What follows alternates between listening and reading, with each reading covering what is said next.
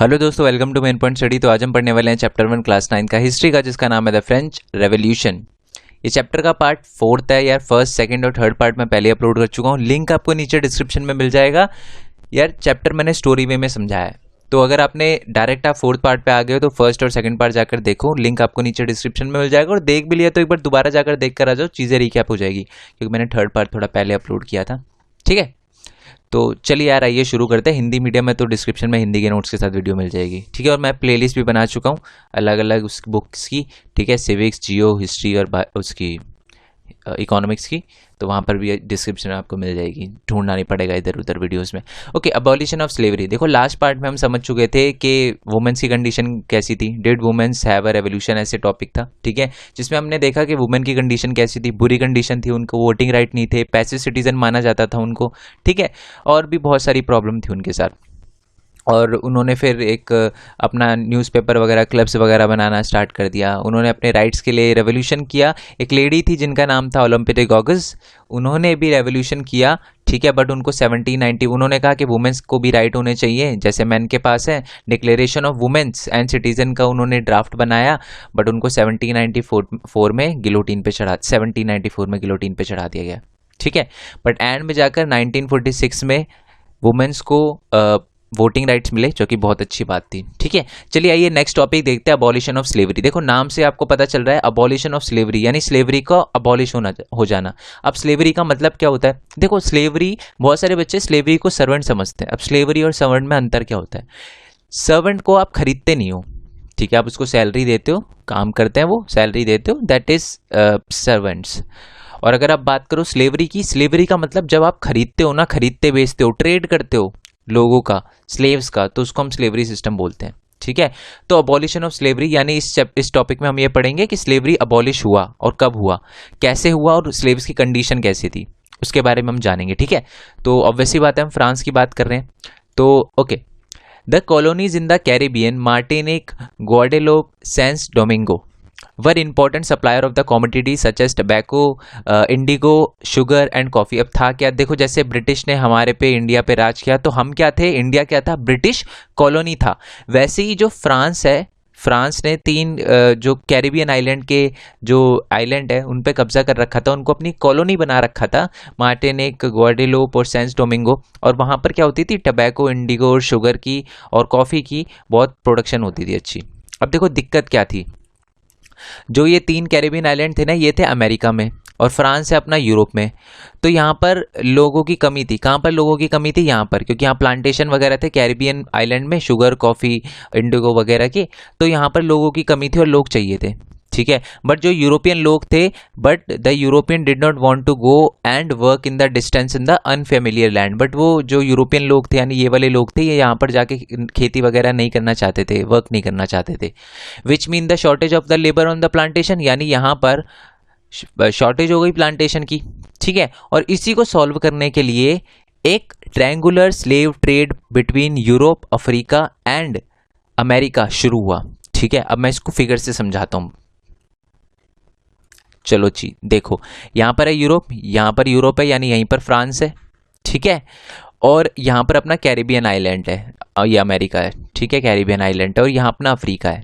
अब होता क्या था, यूरोप के कुछ ट्रेडर्स, कुछ मर्चेंट्स अफ्रीका में जाते थे। अफ्रीका के 2 आइलैंड जिनका नाम है बॉर्डोक्स और नेंटिस। ठीक है, वहाँ पर वो, वहाँ का जो लीडर होता था, चीफ होता था, उससे क्या करते थे? स्लेव्स को खरीदते थे और उनको बांध कर, टाइटली बांध कर शिप में भर देते थे। और 3 महीने के बाद वो अटलांटिक ओशन है, उसको पार करने के बाद वो पहुंचते थे कैरिबियन आइलैंड में, और वहाँ पर उनसे काम करवाया जाता था। तो ऐसे चलता था। इससे उन्होंने, जो फ्रांस के लोग थे या यूरोप के जो मर्चेंट्स थे, इन्होंने इस लेबर शॉर्टेज को इस तरीके से पूरा किया। वो खुद नहीं गए, उन्होंने अफ्रीका गए, वहाँ पर स्लेव को खरीदा और फिर वहाँ पर भेजा। ठीक है, यानी उनको जाने की ज़रूरत ही नहीं पड़ी। तो आइए आगे देखते हैं। ठीक है, ये देखो वही बता रखा मैंने, यूरोप से जाते थे स्लेव ट्रेड के लिए मर्चेंट्स वगैरह, और ये देखो ट्रायंगुलर शेप बन रही है ना, और उसमें भी ट्रायंगुलर शेप बन रही थी। ये देखो ये ट्रायंगुलर शेप बन रही है ना, तो इसको ट्रायंगुलर स्लेव ट्रेड बोला जाता था। अब क्या था, यूरोप में स्लेव ट्रेड के लिए अफ्रीका, बॉर्डोक्स और नॉन्टेस में उतरते थे, और उसके बाद कैरिबियन आइलैंड में भेज दिया जाता था। अब आगे देखते हैं कि French merchant sold African island Bordeaux और Nantes where they brought slaves from the local chief. अच्छा एक और बात बता दूं यार, इसके ना मैं मैप्स की वीडियो भी बना दूंगा। वैसे तो मैंने अपलोड 9th की जब लास्ट सेशन था जो 10th में चले गए बच्चे उनके लिए वीडियो अपलोड करी थी मैप्स की, तो वो आप देख सकते हो। बाकी मैं इसके इंपॉर्टेंट क्वेश्चन MCQ NCERT के क्वेश्चन की वीडियो भी बनाऊंगा, तो चैनल को सब्सक्राइब करे बिना मत जाना यार, ठीक है। और नोटिफिकेशन बेल जरूर दबाना, क्योंकि बहुत सारे बच्चे मेरे को बोलते, क्योंकि अभी तक आप वीडियो देख रहे हो ना तो आपको वीडियो अच्छी लगी होगी ज़रूर, तो बच्चे मेरे को बोलते हैं कि सर आपने मेरे को ब्लॉक कर दिया, आपका नोटिफिकेशन नहीं आता। वो इसलिए नहीं आता बच्चे क्योंकि आप नोटिफिकेशन बेल नहीं दबाते, तो सब्सक्राइब करने के बाद नोटिफिकेशन बेल जरूर दबाया करो, ठीक है। तो आगे देखते हैं। तो वही है कि फ्रेंच मर्चेंट्स जो थे अफ्रीकन आइलैंड पे जाते थे, बॉर्डोक्स और नाइंटेस पे, यानी यहाँ पर जाते थे और यहाँ से क्या करते थे, स्लेव को खरीदते थे। किससे खरीदते थे? चीफ से खरीदते थे, और चीफ से खरीदने के बाद उसे टाइटली पैक करके स्लेव को मतलब बांध देते थे स्लेव को 3 महीने के लिए, शिप में डाल देते थे और उनको अटलांटिक ओशन पार करके कैरिबियन आइलैंड पे उतार दिया जाता था कि भैया आप यहाँ पर आप ये इंडिगो वगैरह की प्लांटेशन करो। 18th सेंचुरी में जो क्रिटिसिज्म था स्लेवरी का वो बढ़ने लगा, मतलब बहुत सारे लोग स्लेवरी को बोलने लगे कि यार गलत है, ऐसे नहीं करना चाहिए, लोगों के साथ बहुत बुरा होता है। नेशनल असेंबली, क्योंकि किंग हट चुका था, लुई 16 हट चुका था, जो हमारा नेशनल असेंबली थी हमारी, वो बहुत डिबेट करती थी कि जो राइट ऑफ अ मैन है should be extended to French colony. मतलब जो फ्रांस की बात करें ना तो वहाँ पर तो स्लेवरी अबॉलिश थी, बट क्या स्लेवरी को फ्रेंच की कॉलोनी यानी वो जो कैरिबियन आइलैंड थे क्या वहाँ पर भी अबॉलिश करना चाहिए, इसके लिए डिबेट चलती रहती थी, ठीक है। But it did not pass any law fearing opposition from the businessman whose income depend upon the slave. But उन्होंने कोई भी लॉ पास नहीं किया, क्योंकि यहाँ से जो यूरोपियन मर्चेंट्स जाते थे ना उनकी इनकम स्लेव पे डिपेंड करती थी, स्लेव ट्रेड पे डिपेंड करती थी, तो जो नेशनल असेंबली उनसे डरती थी। It was finally the convention यानी जैकोबिन्स। अब देखो कन्वेंशन याद है आपको, आपने याद होगा आपको कि जब जैकोबिन्स क्लब ने हमला कर दिया था किंग के पैलेस पे और उसको बंदी बना लिया था, तो एक वोटिंग हुई थी, 21 साल से सब आदमियों को वोट देने की आज़ादी थी, एंड उसके बाद एक कन्वेंशन चुना गया था। तो नेशनल असेंबली के बाद क्या आया, कन्वेंशन आया, एंड जो कन्वेंशन थी उसने जो अबॉलिश कर दिया स्लेव ट्रेड को 1794 में सबसे पहले जैकोबिन्स रिजीम ने, ठीक है, यानी कन्वेंशन ने 1794 में स्लेव ट्रेड को अबॉलिश कर दिया। उसके बाद बट ये ज़्यादा देर तक चला नहीं। However turn out to be the short term measure. 10 year later Napoleon Bonaparte reintroduce slavery. उसके बाद 10 साल बाद यानी 1794 है, 1804 में जिस टाइम जो हमारा नेपोलियन बोनापार्ट है वो किंग बना था, तब उसने स्लेवरी को दोबारा से री इंट्रोड्यूस कर दिया, ठीक है। बट बाद में क्या हुआ, slavery was finally abolish in the French colonies in 1848। But and में जाके फ्रेंच कॉलोनीज में से जो स्लेवरी सिस्टम था वो बिल्कुल अबॉलिश कर दिया 1848 में, यानी फाइनली 1848 पे जो अबॉलिश हो गया जो स्लेव ट्रेड था, ठीक है। 2 वर्ड दे रखे हैं आपकी बुक में, एक तो निग्रोस। निग्रोस का मतलब होता है indigenous people of south Africa, जो साउथ अफ्रीका में बहुत पहले से आते हैं उनको हम निग्रोस कहते हैं। और एमेंसिपेशन, इमेंसिपेशन का मतलब होता है, हाँ, emancipation the acting of free यानी आज़ाद वगैरह को दिखाता है जो, ठीक है। नेक्स्ट टॉपिक है आपका the revolution and the everyday life. तो स्लेवरी समझ आ गया ना आपको, स्लेवरी को कब हटाया गया, सबसे पहले हटाया गया जैकोबिन्स क्लब के द्वारा, और एंड में फाइनली कब हटी, उसके बाद नेपोलियन ने री इंट्रोड्यूस कर दिया ना, बट फाइनली हटी 1848 में। नेक्स्ट टॉपिक है आपका the French revolution and the everyday life. इस टॉपिक में एक्चुअल में हम यही पढ़ने वाले हैं कि रेवोल्यूशन के बाद लोगों की लाइफ में क्या क्या चेंज आया। सिंपल टॉपिक है बहुत, ठीक है। Before 1789 the monarchy rule before 79 or monarchy rule people cannot express their views freely, censorship was there, people cannot criticize government or a king। जो 1790 से पहले यानी किंग का जब राज था, जो पीपल थे, जो लोग थे, वो क्रिटिसाइज नहीं कर सकते थे गवर्नमेंट को, ठीक है। और सेंसरशिप थी उस टाइम। सेंसरशिप यानी कि कुछ भी आप छाप नहीं सकते, आपको पहले किंग और क्वीन से या जो भी गवर्नमेंट है उससे परमिशन लेनी पड़ेगी, और आप क्रिटिसाइज भी नहीं कर सकते गवर्नमेंट को। तो हम यही पढ़ने वाले हैं, following were the impact of the French revolution of everyday life. मतलब मोनार्की रूल में तो बहुत बुरी हालत थी लोगों की, क्रिटिसाइज नहीं कर सकते थे गवर्नमेंट को, कुछ भी लिख नहीं सकते थे, अपने व्यूज़ को एक्सप्रेस नहीं कर सकते थे। तो हम ये देखेंगे कि फ्रेंच रेवोल्यूशन के बाद कैसी हालत थी लोगों की। ऑब्वियसली बात है फ्रेंच रेवोल्यूशन के बाद लोगों की हालत थोड़ी सुधरी। सेंसरशिप को अबॉलिश कर दिया गया, न्यूज़पेपर और अदर जो writing material folded the market, मतलब सेंसरशिप खत्म हो गई, अब लोग कुछ भी अपने व्यूज़ को लिख सकते थे, न्यूज़पेपर में बता सकते थे, और इसी वजह से न्यूज़पेपर और अदर जो भी राइटिंग मटेरियल था ना, मार्केट उससे भर गया। Every social and the political matter was discuss in the society. तो अब क्या थे, जो लोग थे वो पॉलिटिकल और जो सोशल मैटर होते थे उसको खुले मार्केट में डिस्कस कर सकते थे, कोई भी उनकी रोक टोक नहीं थी। पहले जो किंग था वो रोकता था उनको ऐसा करने से, ठीक है।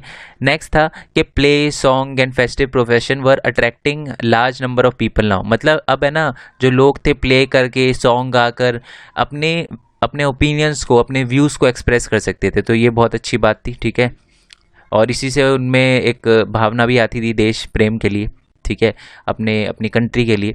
लास्ट पॉइंट है people were identify the idea of liberty, fraternity and equality. एक चीज़ और बता दूं यार, एग्जाम में पूछा जा सकता है, लेगेसी ऑफ फ्रेंच रेवोल्यूशन। वैसे तो मैं नीचे बताऊंगा, बट याद रखना लिबर्टी, फ्रेटर्निटी और हमारी इक्वालिटी, ये 3 चीज़ें हैं जो फ्रेंच रेवोल्यूशन की देन है। तो ये सारी की सारी चीज़ें हम मतलब फ्रेंच रेवोल्यूशन के बाद हमें मिली, मतलब जो चेंज आया फ्रेंच रेवोल्यूशन के बाद।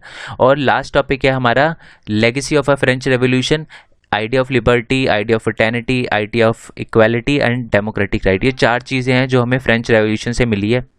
ओके, अब ये ठीक है, लिबर्टी यानी आज़ादी होता है, फ्रेटर्निटी यानी बंधुत्व जिसको हिंदी में बोलते हैं, इक्वालिटी यानी समानता, डेमोक्रेटिक राइट्स का मतलब होता है पॉलिटिकल राइट, जो भी राइट है, ठीक है।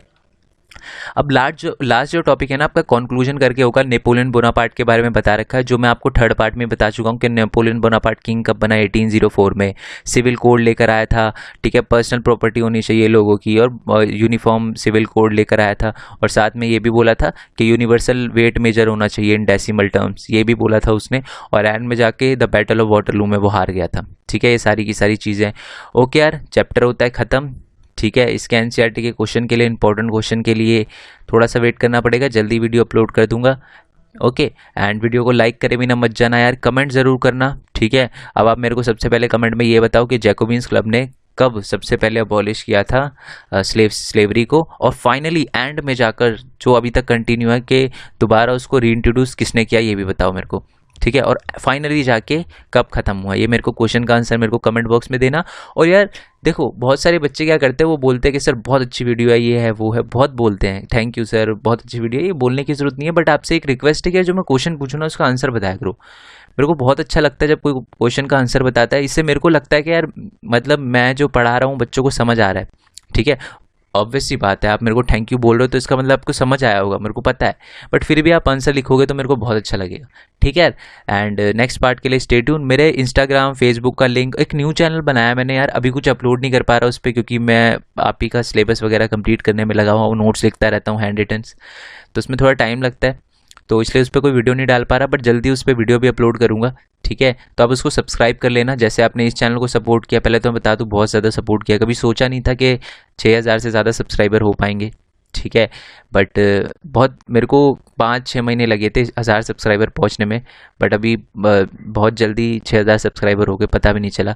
तो बहुत ज़्यादा सपोर्ट मिला आपका, मैं उम्मीद करता हूँ कि ऐसे सपोर्ट आगे भी मिलता रहे, ठीक है।